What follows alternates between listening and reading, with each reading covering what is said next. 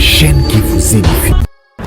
Et à l'obéli nini makambo lekele na vie et à l'époque azaki dans la République démocratique du Congo à l'âge de 17 ans azo fréquenté boîte de nuit bien aimé depuis que ça na bato belé bazo bazemi na boîte de nuit bato belé ba boma ba na ba boîte de nuit bato belé ba risque même que peur de oya bango à venir à cause ya ba boîte de nuit mais yenzamba c'est là qui nini azaki na moment moko à se retrouver na ba garçon belé à génération na wana ya kala bazaki na besoin ba violer alors na lingo cha commentaire minité to talangona no bon tozonga donc suivez les témoignages et puis on se retrouve juste après. Suivez. Seigneur mon Dieu, j'en parle comme si c'était hier.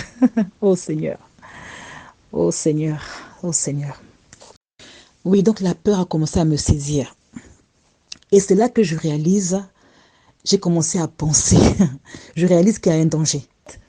Il commençait à converser avec le gars qui vendait les chewing-gums devant la boîte de nuit. Ils ont commencé à converser. Et c'est le gars qui va lui dire, ah, ce soir c'est chaud, hein, ce soir c'est chaud. Qui va dire au tonton, ce soir c'est chaud. Il lui dit, ah bon, pourquoi c'est chaud? Oh, parce qu'il y a une fille de la boîte là. Ah, la fille là, elle est bloquée aujourd'hui. Il lui dit, ah bon? D'accord. Oh, c'est une fille là. Il dit, la fille que c'est comment? Ah, il dit, bon, je ne connais pas trop, hein. Mais apparemment, on m'a dit que c'est une fille qui vient souvent avec ses copines. Mais aujourd'hui, elle est venue seule. Premier indice. Le tonton commence à dire, elle est venue seule. Et le tonton sait que souvent je passe avec mes copines. Elle est venue seule, en tout cas là, dès qu'il est 21h, on bloque la boîte. Il ferme toutes les portes et c'est elle qu'on va violer. C'est elle qu'on va violer à l'intérieur. Il a dit, ah bon? Elle a dit, lui, après il dit, ah ok, ok. Dès qu'il a entendu ça, il rentre dans la boîte. Il n'a pas de garçon là, ah, ok, ah bon, ok, je rentre pour la chercher. Non. Au fait, au garçon, il ne répond pas. Quand il rentre dans la boîte, maintenant, il me voit. Et c'est là maintenant qu'il vient, il me tire de là. Il me sort de là et il m'explique.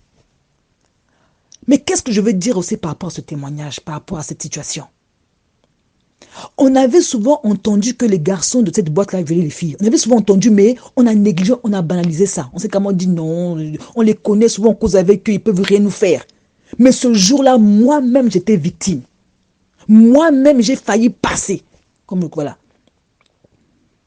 Moi-même, j'ai failli passer, je ne sais pas, les 10 garçons là sur moi, qu'est-ce que j'allais devenir, Seigneur? Je ne sais pas. Tous ces garçons que j'ai vus de la boîte là, ceux qui étaient sur la piste, ceux qui étaient... Donc, Seigneur, mon Dieu, j'imagine même pas. J'imagine même pas. Quand le tonton là m'a expliqué ça, en tout cas, cette boîte là, ils m'ont plus jamais revu. Ils m'ont plus jamais revu. J'ai dit, je ne mets plus les pieds. Je ne mets plus les pieds. Et souvent, on est averti comme ça. Parce qu'il y avait souvent une rumeur. Oh, les garçons de tel quartier, tel garçon qui fréquente cette boîte-là, ils avaient l'habitude de veiller les filles. On avait entendu ça, mais comme souvent, on disait bonjour, on se causait, on se connaissait un peu. Donc, ils savent que souvent, on vient en groupe, souvent, on vient parfois à 2, à 3, parfois, ce jour-là, j'étais seule. Et si le garçon du kiosque n'est pas parlé, s'il n'est pas libéré ça, pour dire que non, il y a une fille là-bas qui est bloquée. Il y a une fille là-bas que vraiment c'est elle, c'est son jour aujourd'hui. C'est elle qu'on va vraiment violer ce soir. Heureusement que le tonton s'est dit, ah bon, elle est habillée comment? Il dit, ah je ne sais pas. Comme lui, ils vont dehors en fait. Ils vont dans son kiosque là. Donc, ça montre, oh Seigneur, Seigneur, oula. C'est fort, que Dieu fasse grâce, que Dieu fasse grâce. Oh Seigneur. HP Media, la chaîne qui vous édifie.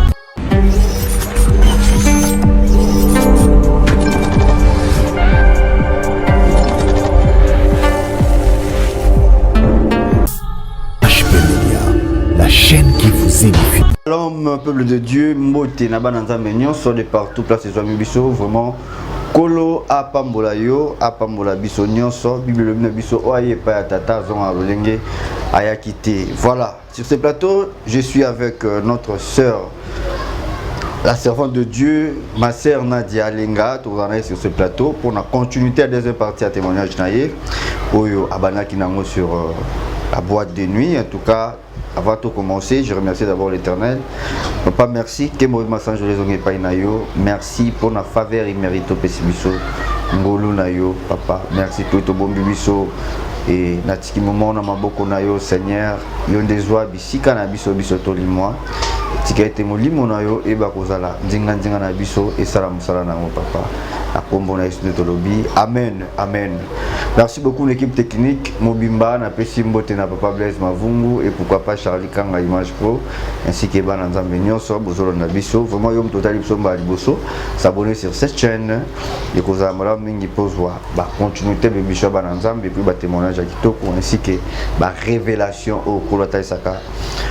Salina Nzamba Pambola yo et Nenalbaki, je suis avec la servante de Dieu, Maman Nadia Linga. Tous en sur ce plateau pour nous continuer la deuxième partie à témoignage et témoignage très édifiant et à l'obéli Nini makambo elekele na vie et à l'époque azaki dans la République démocratique du Congo à l'âge de 17 ans azo fréquenté boîte de nuit bien aimé depuis que ça na bato belé bazo bazemi na boîte de nuit bato belé baboma bango na ba boîte de nuit bato belé ba risque même que peur de oya bango à venir à cause ya ba boîte de nuit mais yenzamba c'est là qui nini azaki na moment moko à se retrouver na ba garçon belé à génération na wana ya kala et bazaki na besoin ba violer alors na lingo cha commentaire minité to talangona no bon tozonga donc suivez les témoignages et puis on se retrouve juste après suivez HP Media, la chaîne qui vous édifie.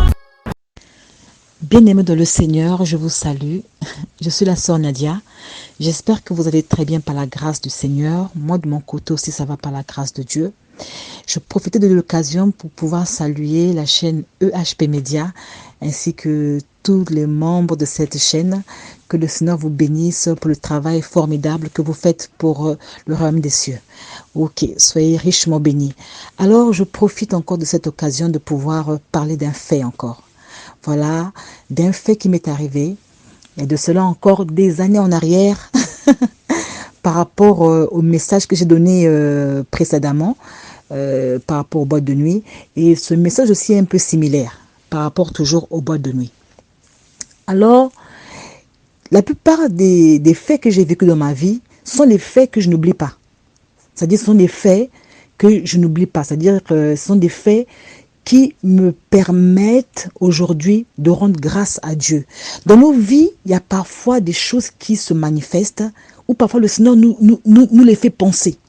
C'est pas que nous puissions simplement penser à ça, mais ça nous rappelle quelque part comment Dieu a été bon envers nous malgré nos erreurs, malgré nos fautes, malgré notre vie de péché, mais le Seigneur a été bon pour nous. Et ça nous montre aussi comment le Seigneur parlait au peuple d'Israël. Il disait au peuple d'Israël d'instruire leurs enfants, de rappeler à leurs enfants comment ils ont été en Égypte, comment ils ont souffert en Égypte et comment l'Éternel leur a délivré de l'Égypte. Donc, il disait que vous devez instruire vos enfants. Et les enfants de vos enfants doivent faire la même chose. Donc, ça nous montre que nous devons nous rappeler les bienfaits du Seigneur, les bienfaits de Dieu. Alors, qu'est-ce qui m'était arrivé? Qu'est-ce qui m'était arrivé encore plus en arrière? Parce que ça, c'est un fait qui s'est passé au Congo. Au fond, le fait que j'ai expliqué précédemment dans une boîte de nuit, c'était à Paris. Pour ne pas qu'on puisse confondre, voilà. Donc ça, c'est un fait qui est encore plus ancien. Mais c'est un des faits aussi qui marque ma vie parce que j'étais dans une situation très délicate. Très délicate. Je vais essayer de parler doucement parce que souvent je parle vite. Je vais essayer par la grâce de Dieu, Saint-Esprit, aide-moi. Saint-Esprit, conduis-moi. Saint-Esprit, fais grâce. Aide-moi. Au nom de Jésus. Voilà. Donc je vais aller doucement par la grâce du Seigneur. Je m'étais retrouvée encore dans une boîte de nuit. Voilà.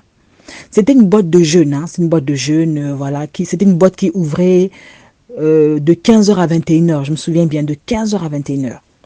À l'époque, je pouvais avoir peut-être 17 ans par là. Et cette boîte de nuit, je connaissais quelques garçons qui fréquentaient la boîte de mon âge, hein, de ma génération, qui fréquentaient la boîte de nuit. Donc, je les connaissais aussi. On se voyait. Bonjour Nadia. On se saluait.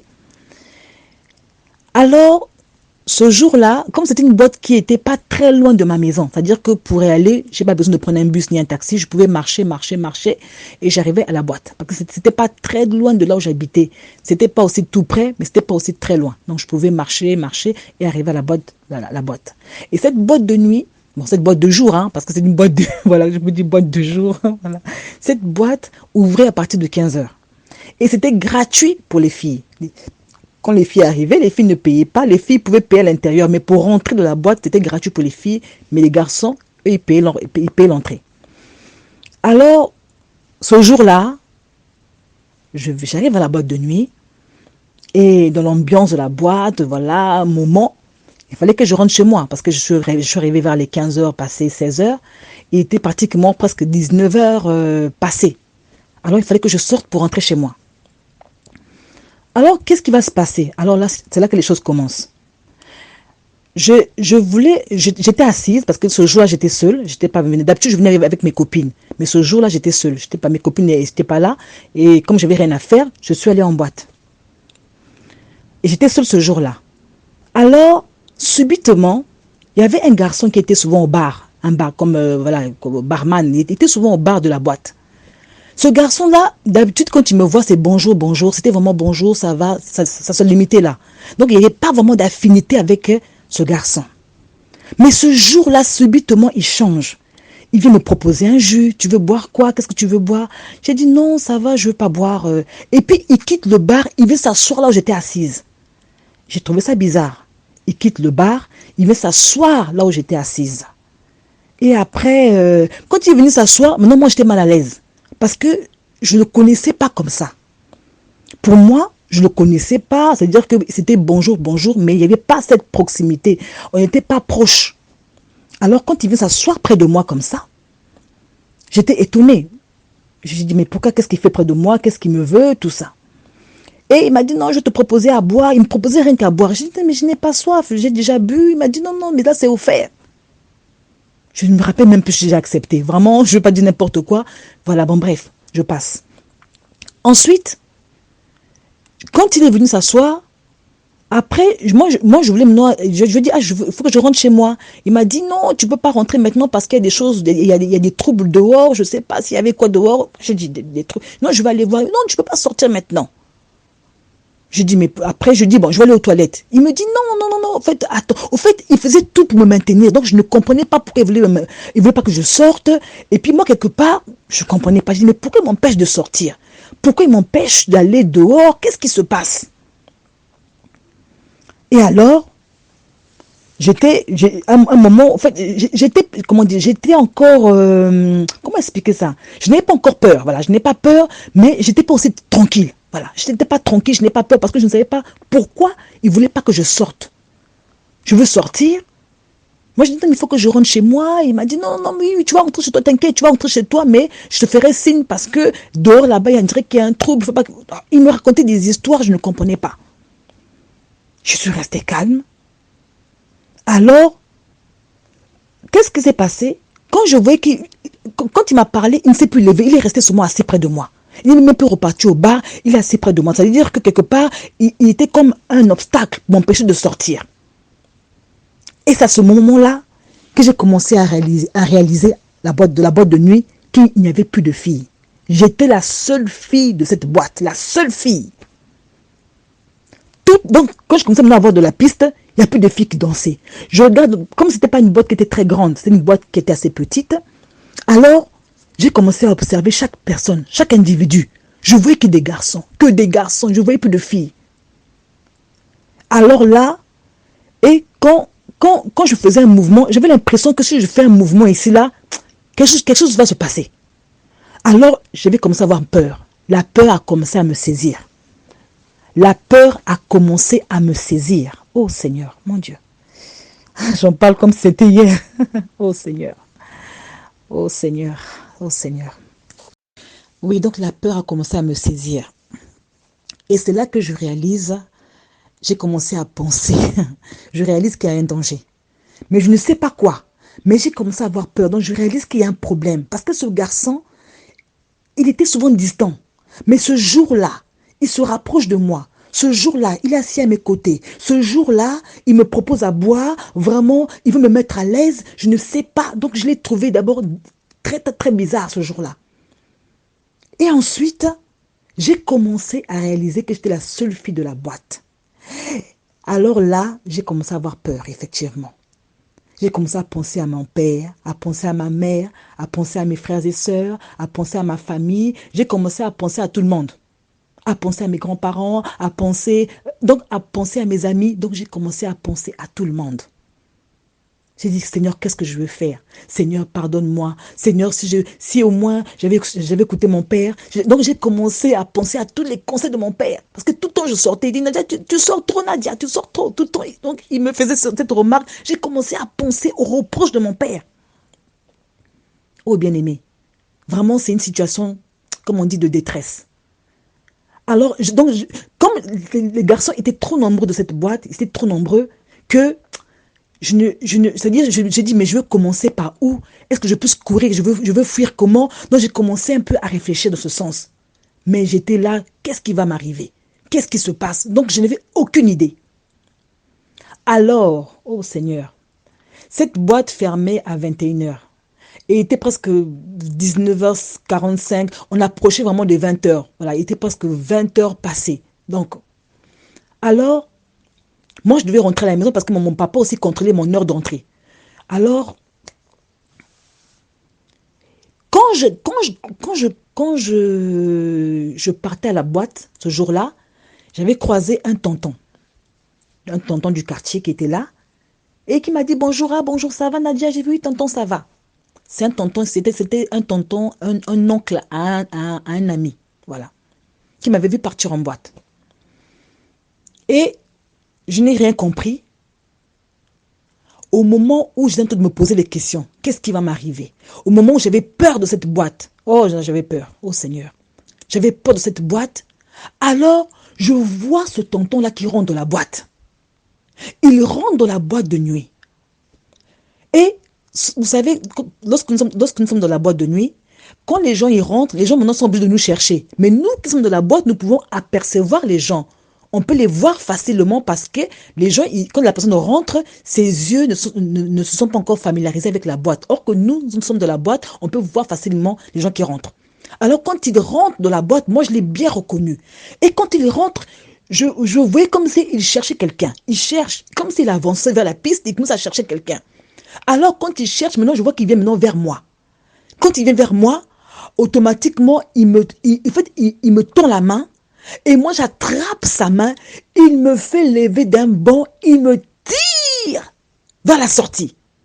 Il me dit, ne te retourne pas. Quand il m'a dit, ne te retourne pas, au fait, on sortait de cette boîte.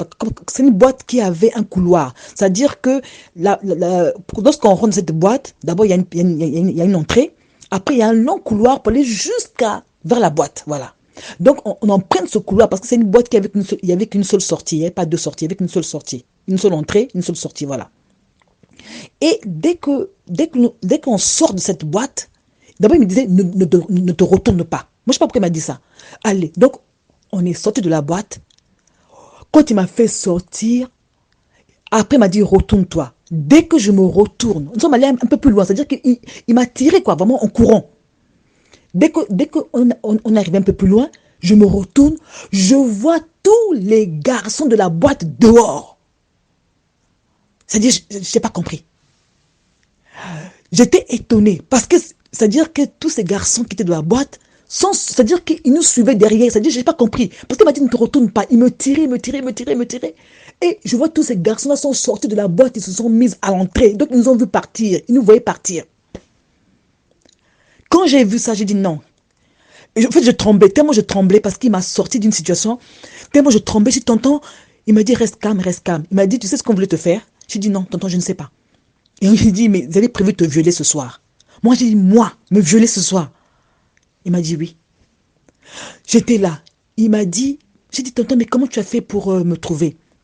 Il m'a dit, je devais aller quelque part dans un quartier, mais je ne sais pas qu'est-ce qui m'a retenu ici à la maison. Parce que lui, ce tonton-là, il habite plus près de la boîte que moi. Il habite plus près de la boîte que moi. Et il me dit, je voulais aller dans un quartier, mais je ne sais pas ce qui m'a retenu. Je suis restée à la maison jusqu'à pareille heure. Quand je t'ai vu passer, tu es parti en boîte, tu m'as dit bonjour. J'ai dit bonjour tonton. Quand tu es parti, et je sais souvent que toi et tes copines, vous repartez comme ça pour aller vers chez toi, vers ta maison. Bon, après, je ne me suis pas occupée, puisque je ne te contrôle pas, je ne connais pas ta vie. Mais je ne sais pas qu'est-ce qui m'a poussé à aller vers la boîte, vers 20h. Ça, c'est lui qui me dit. Je ne sais pas qu'est-ce qui m'a poussé à aller vers la boîte vers 20h. Quand j'arrive vers la boîte, il était presque 20 heures passées. Quand j'arrive vers la boîte, ça je parle par rapport au dire de ce tonton-là. Il me dit, quand j'arrive vers la boîte, vous savez, souvent en Afrique, il y a souvent des petits kiosques, il y a des mini-kiosques devant la boîte. Ceux qui achètent des chewing-gums, les cigarettes, tout ça, ils peuvent acheter devant là. Il y a souvent un mini-kiosque comme ça, ou un petit vendeur qui vend peut-être ses chewing-gums, il vend ses cigarettes devant les boîtes de nuit. Et donc, il y avait un mini-kiosque devant la boîte. Quand lui est arrivé devant la boîte de nuit, il ne sait même pas qu'est-ce qui l'a poussé à arriver vers la boîte, il commençait à converser avec le gars qui vendait les chewing-gums devant la boîte de nuit. Ils ont commencé à converser. Et c'est le gars qui va lui dire, ah, ce soir c'est chaud, hein, ce soir c'est chaud. Qui va dire au tonton, ce soir c'est chaud. Il lui dit, ah bon, pourquoi c'est chaud?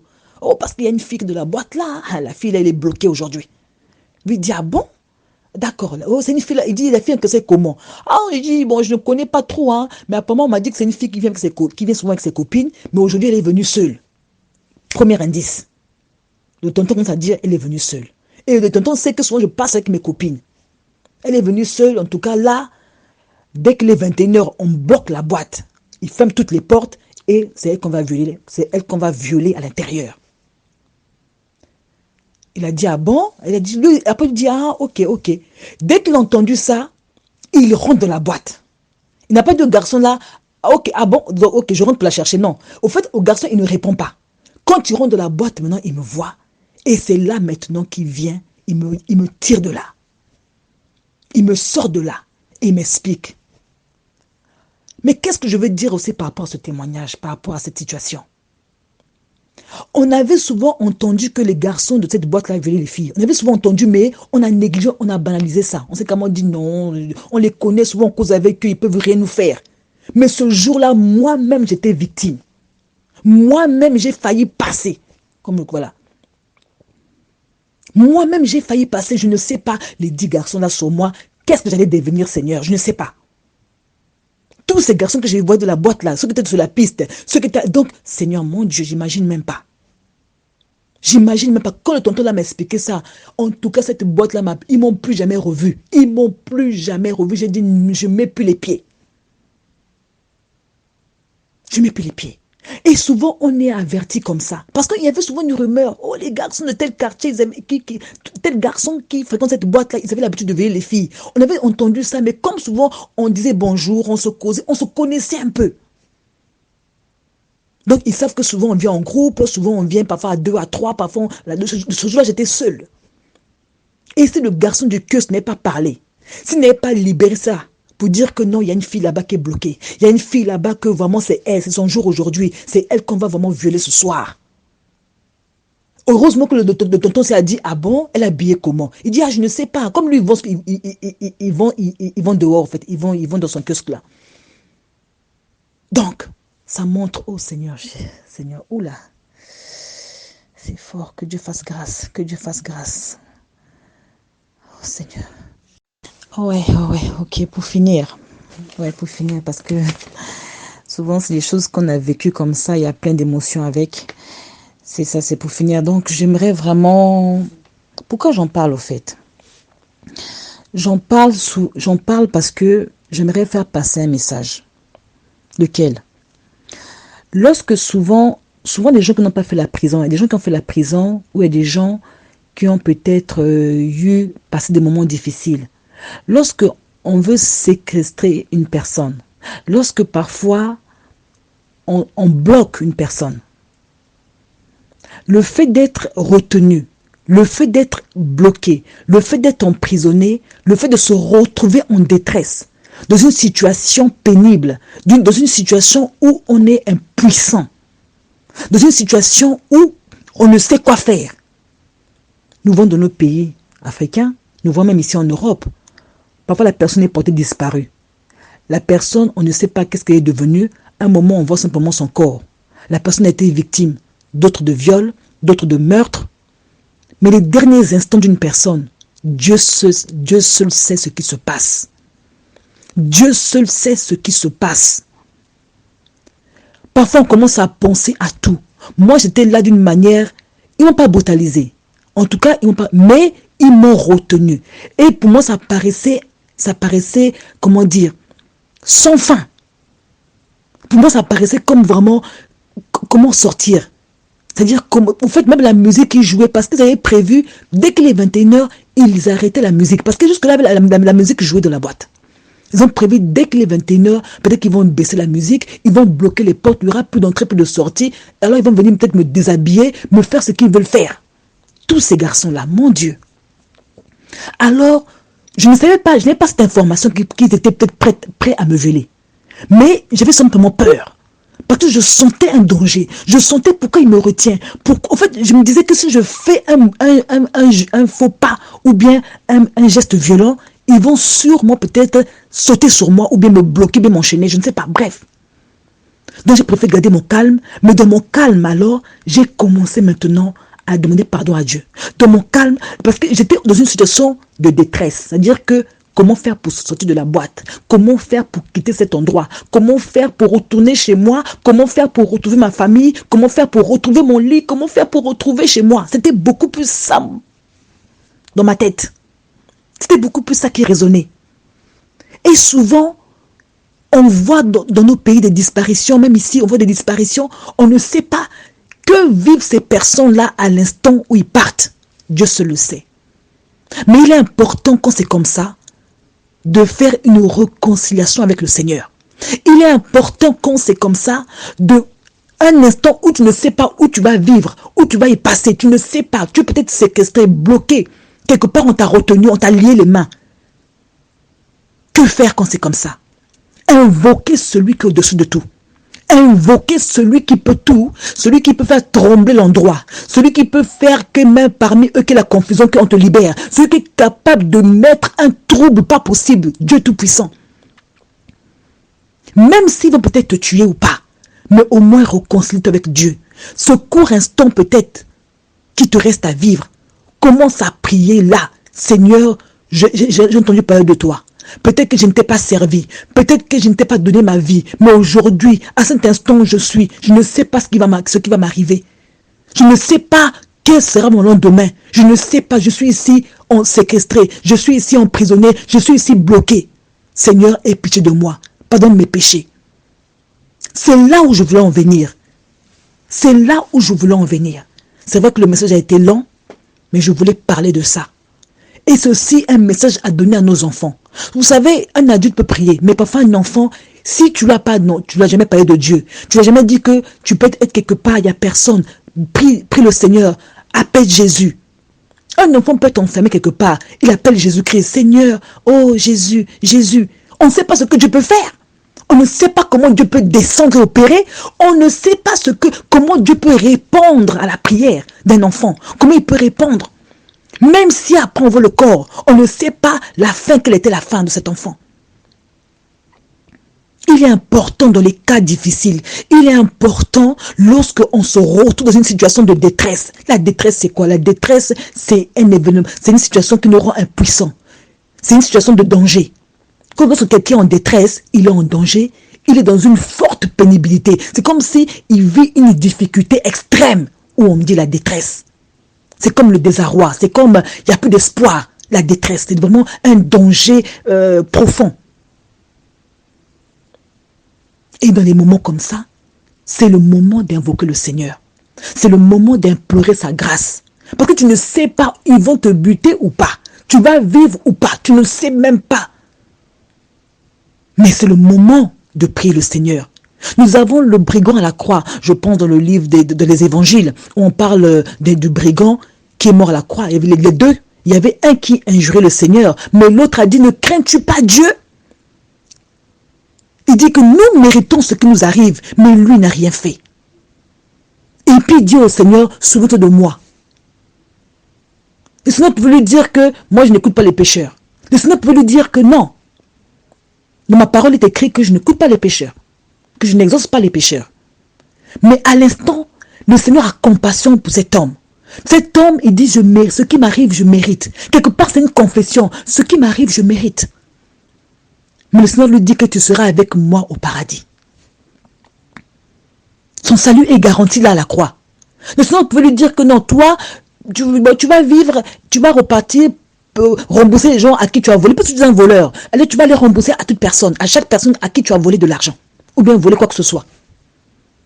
Dieu peut faire grâce à la dernière minute. Nous ne connaissons pas la vie des gens. Nous ne connaissons pas comment Dieu peut opérer. Il peut opérer d'une manière que nous ne pouvons même pas comprendre ni discerner.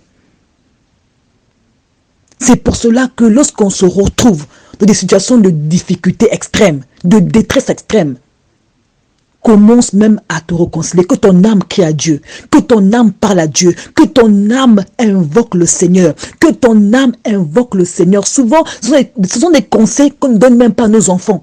L'enfant peut être disparu. Bon, l'enfant là où il est là-bas, comme il ne connaît pas le Seigneur, il ne sait pas qu'il faut invoquer Jésus. L'enfant ne sait pas, il se retrouve comme ça, aucune prière. Bon, on peut prier, c'est vrai. On ne sait pas. Même en tant qu'adulte, on peut se retrouver dans des situations difficiles. Moi, j'étais en boîte de nuit là. Quand ils m'ont bloqué dans cette boîte, retenu dans cette boîte, il ne fallait pas que je sorte. Mais je ne savais pas ce qu'ils devaient me faire. Mais j'avais peur. Ils ont dit que non. J'étais vraiment mal à l'aise. J'avais peur, j'étais retenu là. Comment faire pour sortir? Je ne pensais qu'à la liberté, je ne pensais qu'à sortir, je ne pensais qu'à la liberté, retrouver le dehors, retrouver chez moi, retrouver ma famille, retrouver mes parents. Donc ça montre combien que dans des pareils cas, il faut commencer à prier. Si vous vous retrouvez dans un pareil cas, vous êtes quelque part enfermé, priez le Seigneur, Seigneur, commencez à invoquer le Seigneur pleinement et sincèrement. Dire Seigneur, je demande pardon. Je me suis retrouvé ici à cause du péché. Je me suis retrouvé ici à cause de ma vie, comment on l'appelle, de ma vie qui ne te glorifie pas. Mais aujourd'hui, Seigneur, je demande pardon. Je demande la grâce de Dieu. Je demande que tu puisses intervenir. Je demande que tu aies pitié de moi, que tu aies compassion de moi dans ton cœur, Seigneur. Même si la moindre compassion, cette compassion vraiment me soit manifestée aujourd'hui. Seigneur, aie pitié. Tous les mots possibles que le Saint-Esprit peut déposer, tous les mots possibles qui peuvent sortir de vous pour toucher le cœur de Dieu, afin qu'il fasse grâce. Souvent, les gens qui sont bloqués n'ont pas souvent, on n'a pas souvent des conseils comme ça. C'est pour ça qu'il était important que je parle par rapport à ça. Lorsqu'on se retrouve au moment de détresse, lorsqu'on se retrouve souvent enfermé ou retenu, que ce soit en prison ou bien d'une manière illégale. Parfois, on peut te bloquer, te prendre pour aller peut-être te faire du mal. Tu ne sais pas, les gens t'ont capturé ou bien t'ont enlevé. Tu ne sais pas. À l'instant, prie le Seigneur. Plus que jamais, que ton âme regarde à Dieu. Que tes yeux soient levés vers le Seigneur pour dire Seigneur, regarde, je suis là. Seigneur, je ne sais pas qu'est-ce qui va m'arriver. Ma famille, mes enfants, mes amis, je ne sais pas. Peut-être que je veux mourir. Mais Seigneur, je veux vraiment que tu me prennes. Seigneur, je demande pardon. Commence à confesser, à demander pardon à Dieu. Là. Alléluia. Voilà, que Dieu vous bénisse, chers bien-aimés, que le Seigneur vous soutienne, que la grâce de Dieu puisse vraiment être votre partage et que le Seigneur soit au contrôle de toutes choses. En cette période de fin d'année, que le Seigneur contrôle toutes choses, car c'est lui le Maître, c'est lui le Tout-Puissant. Allez, soyez bénis. Bye bye. C'était la sœur Nadia. Allez, bye bye. HP Media, la chaîne qui vous édifie. Merci, de retour encore sur ces plateaux. Waouh, témoignage qui toko, un témoignage très édifiant. Témoignage moko où sali que to pas moi na mon kolelo, témoignage moko qui toko et ça na batu belé oyo ba se retrouver na ba même cas où notre sœur se retrouve na ngo la sinzamba la raté. Mutu nyonso aza eli Dieu nzamba épargnaka toujours. Yo mutolandi témoignage yo ozana témoignage bombaka tala makambo nzamba salela yo notre sœur a témoigné nzambe parce que boko kanzambe soni timotazo lo bako kanzambe soni te parce que so qui est soni par soni et tout ça la vraiment attention na yebi ke ba sœur nangé belé boza ba témoignage ya ba modèle bisus ko leka kutu o makambo nzamba salela il est tellement makasi bien-aimé dans le Seigneur tatola monnaie na nzambe et ma sœur Indrid de Mutelo tu yebi ke maman ya Indrid da na témoignage to rozwango maman ya Balandrine Kakala tozana ba boana ba témoignage to rozwango ba maman la biso Aurélie Allegra ba témoignage ezali photos wa ba maman la biso belé bozana ba témoignage papa Méré qui na maman Keren ba témoignage ezali faut que tato la grandeur ya nzambe papa la biso Nicolas pe na France ba témoignage ezali biso nyonso tozana ba témoignage il faut to sa grandeur ya nzambe ba maman Brigitte ba mamé Lali Tout ça, témoignage, maman Elisabeth, tout ça, témoignage, vraiment, il faut tout être là. On est dans le temps de Mala Mingi et commentaire Mingi Zalit et Zaya Kobaksate. Et on a présenté nos témoignages très édifiants. Et tout si vraiment mon témoignage, on a vu place où on dirait, tant à Zoloba, ma soeur, on est à Zosale Bongo. Alors, ça fait tellement mal, mais nous avons pour nous protéger toujours. Alors, nous sommes arrivés à la fin, pour le battre la yo, qui vraiment ma coquille Kolanda Biso, comme Nasuka, Tobondeli. Seigneur, merci pour ta bonté, merci pour Nangolo Nayo. Merci parce que vous avez tout le cola alpha, aussi le cola oméga. La présenté bateau Nyon sur Bazali Bosso. Et tant que na maboko na yo, papa le boko na ngoya ezala pa na bango. Et sa guérison, et sa finance. Et sa nyonso bazana ombo senga na kombo na Jésus Christo. Amen. Donc Yesu azongité. À la prochaine, bye bye. HP Media, la chaîne qui vous édifie.